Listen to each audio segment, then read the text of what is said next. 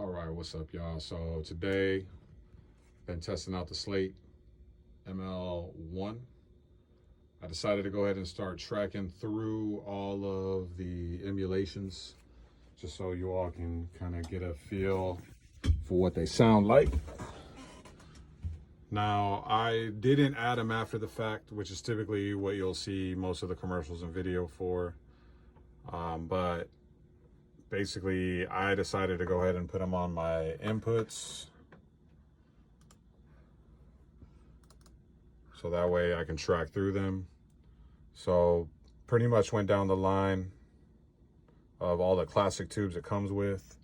So FG47, FG800, 251, 67, the 12, the M7, the 800M, and the 269. I didn't have any other processing going on at all. Typically I would record even with CVOX, but I even have that turned off to make sure that I'm solely getting the microphone coming through the preamp and that it's hitting the tube emulation or the microphone emulation as raw as it's intended to be. So no unison preamps, anything like that.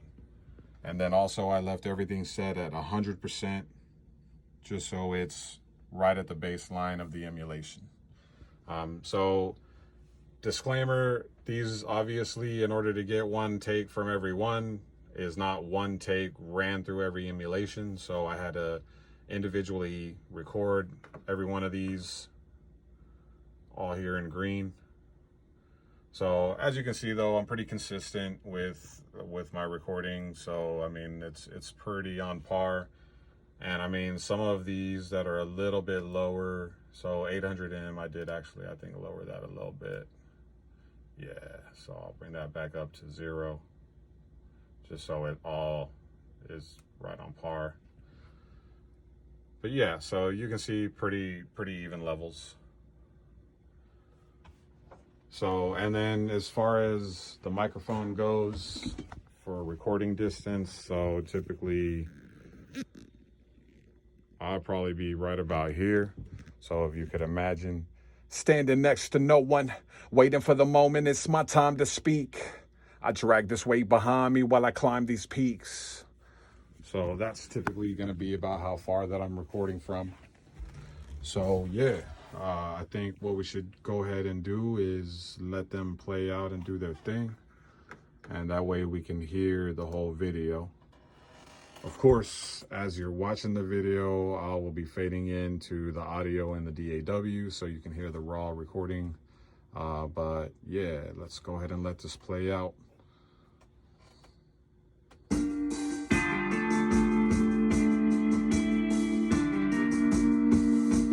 Standing next to no one, waiting for the moment it's my time to speak. I drag this weight behind me while I climb these peaks. Can only get so far, they define the reach. I'm just looking for a spot where I can stop and preach. Cut my tongue out, no apologies, cause we couldn't come to terms philosophically.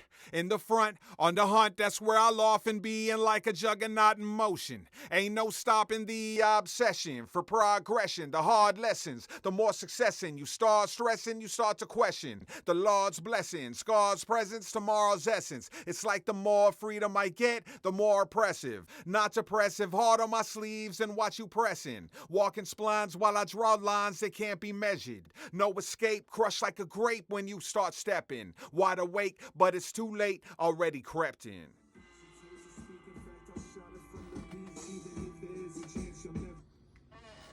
All right, I'm gonna go ahead and put a link so you can get all the actual stems, throw them into your DAW and take a listen to them for yourselves and decide.